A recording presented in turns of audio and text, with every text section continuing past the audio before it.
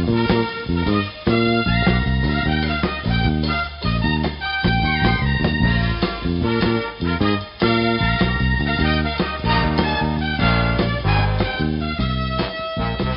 morning, Bucknutters. It's Tuesday, June 14th, 2016. I'm Dan Rubin. This is the Bucknuts Morning 5 and Change, starring Duane Long on Tuesdays. As always, Duane, how are you this fine morning? Oh, basking in the glow of the number one dual threat quarterback in the country becoming a Buckeye.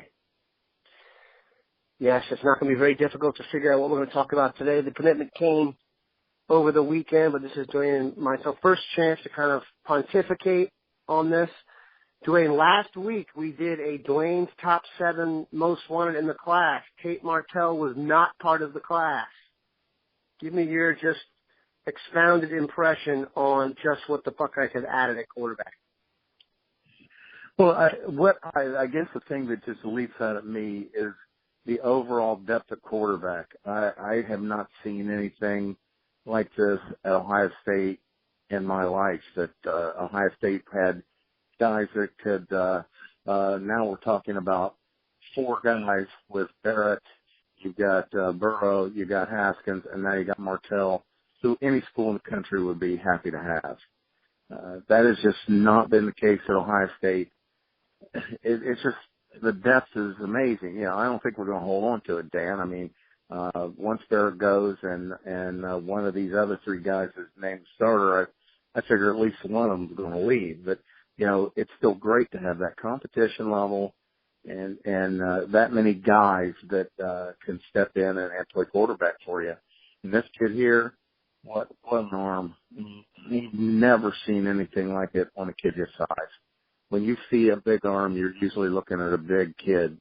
Martell is just, I mean, he guns it. Early on his film, I see him throw it deep out, and it's on a line that's 30 yards. And, you know, everyone thinks about throwing the bomb, the 9 route, and that shows arm strength. That's not what the NFL looks at. They look at a guy that can throw that deep out, hash mark, throw it across the field, and put it on the line before a defender can break on it.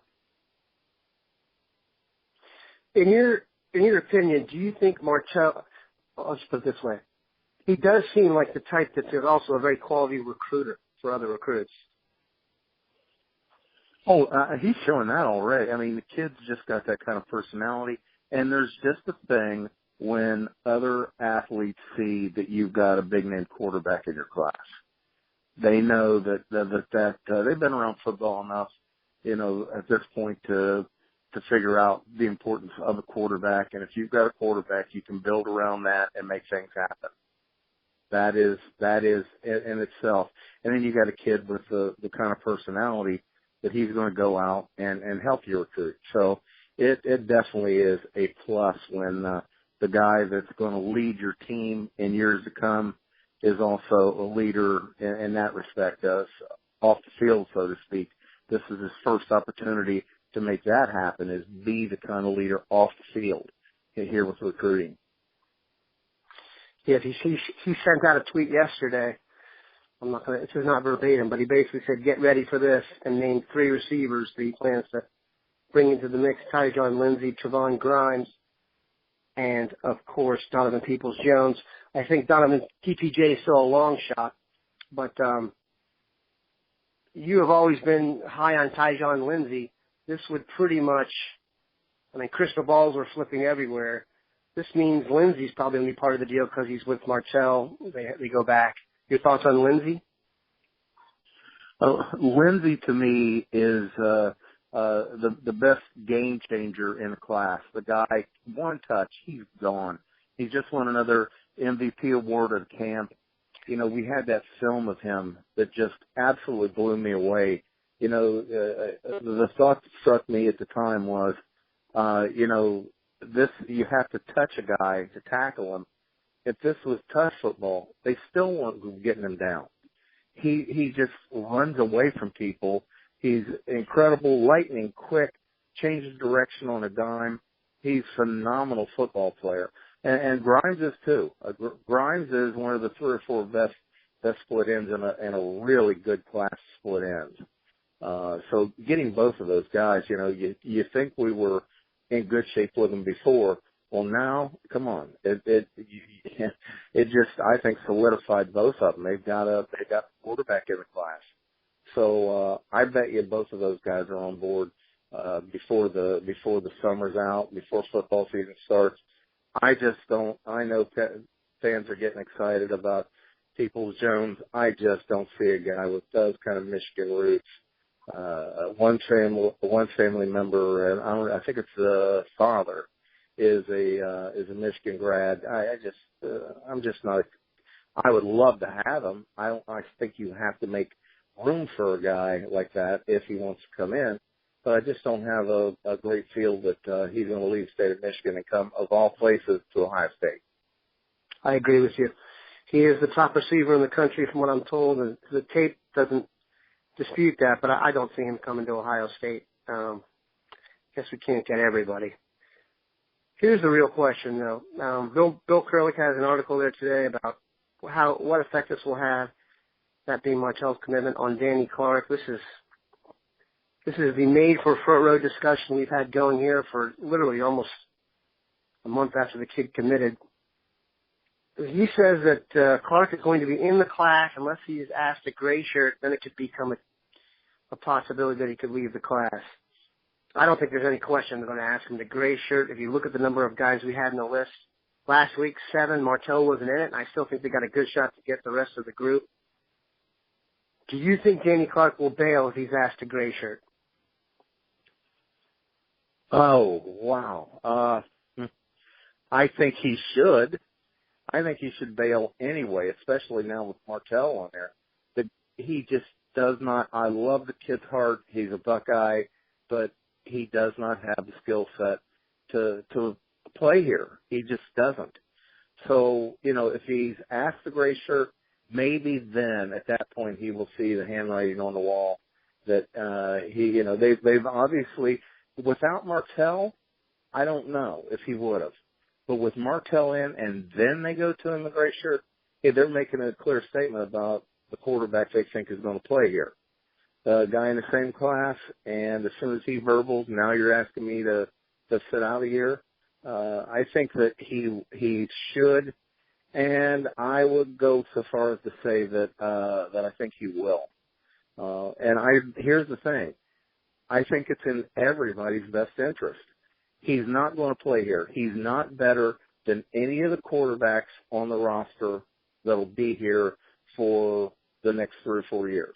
He's not better than any of them. So go somewhere where you can play. You help another school out. He actually really needs to be in a system that's more attuned to his skills, which is just a drop back passer. So if he would go ahead and pull out of this and move on, Ohio State wins, Danny Clark wins, and some other school gets quarterbacks who may fit their system and help them win some football games. Yeah, today was the first time I really got the vibe that he won't be in the class, and I sit and put all the pieces together. But, man, the fact that dude has that huge tattoo on his arm, I know that's kind of a superfluous thing. It's just, I feel bad for the kid. But nature of the beast, I will say I don't think Clark will be part of the class in terms of, I'll just put it to you this way. I don't think there's any chance, for example, they're going to come down to a decision whether it's Clark or Bear Browning, for example. You know what I'm saying? They'll make room if they have to do that. So we shall see. Here's a question for you.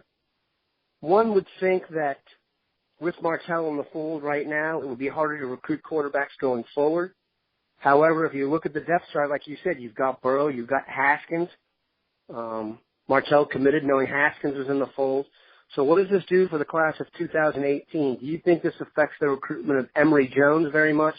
Jones, the top target for Ohio State on the board in 18, could be visiting soon, could be committing soon. Do you think this helps or hurts or has no effect? I think you can sit down with this kid and be straight with him and say, look, one quarterback plays. That's why we're having this conversation. So you're looking at all these guys and go, they're going to have so much more experience than me. But what you tell him is they're not going to stay around. Once one guy's named, I'm absolutely certain at least one other leaves. If Burrow is named the starter, I think Haskins is highly likely to leave. I don't know about Martell at that point. I believe that if Haskins is named with Martell just a class behind him, he might be the one. He and Burrow both might be the ones to leave. They're just not going to stick around. Quarterbacks don't. No players on the team are more likely to transfer than quarterbacks. So just sit down and tell him, it's something you don't need to worry about. Things are going to be different by the time you arrive at Ohio State, is what I would tell Emory Jones, and you're telling him the truth. You just know that somebody's going to leave. So that's how I would approach it. I'm sure other schools are still going to try to tell him, how do you know? How do you know? How do you know? Well, those schools know better that the quarterbacks don't stick around, but they're going to tell him that, and you've got to try to fight through that. So to answer your question, I would say that it is going to be harder, but I don't think it's something that is going to be impossible. I don't think it will have some impact. I don't know how much, because you also have to think about this. This is something I try to tell fans all the time when they're saying, well, he didn't want to compete. I said, these athletes at this level have been the best of the best for so long. You can't be the man if you don't think you're the man. So many of them say, well, I don't care who's there. I'm going to go in. I'm going to win the job. I mean, even look at Danny Clark right now. He's saying he's ready to come in and compete. Okay. That's the attitude of I'd say, the vast majority of players. Yeah, I mean, I've never met Tate Martell, but when you describe that right now, I have no doubt that he thinks he's going to be the starter here. And I don't know if I agree with him in terms of how early that will be, but I love that moxie out of your quarterback. Some people would rather have their quarterback be, more of a Cub Scout, Boy Scout type. To me, Martell, for a college quarterback, has that kind of moxie, maybe it's from being 5'10" and a half, and he's got to have a little Napoleon complex in him, but that's not a question with Martell, which is one of the reasons I'm so into him as opposed to the other guys. I don't know the other guys as well, but the impression I get is that Martell is not afraid of competition at all, whereas I'm not sure about Jones or anyone else. We don't know, but I'm telling you, I believe that most of these kids come in with some kind of, whether they have the sound, whether they say things like Martell says or not, inside their heads, they believe it. Yep. They don't want to run their mouths. Some of them don't. We get some kids that are cocky like that. And I'm like you about it. I like the kids that are saying, I can get it done. And maybe Jones is that kind of, you have to think something, Dan, when he sees Haskins comes out at the end of the year and commits late. We get him, and now we've got Martell. We've already got Danny Clark in the class. I don't think he knows much about Danny Clark, but he's still going to come visit, and there's reason to believe that the Buckeyes can come out with a verbal from Jones. So, that he sees all this already here and he's coming anyway, that says something about his confidence level. Yeah, I would agree. This much is clear, and I think Duane hit on this. We are dealing with the zenith of quarterback recruiting. They're hand-picking guys in every class. If you had told someone on the BM5, a little while ago that, before Haskins committed, that you were going to have Haskins and Martell in the next two classes, you'd have been laughed off this call. So, very impressive. The herb continues to push the boundaries. We appreciate Duane stopping by. Who knows who we'll be talking about next Tuesday? Let's hope it's another borderline 5-star. Have a good one, people.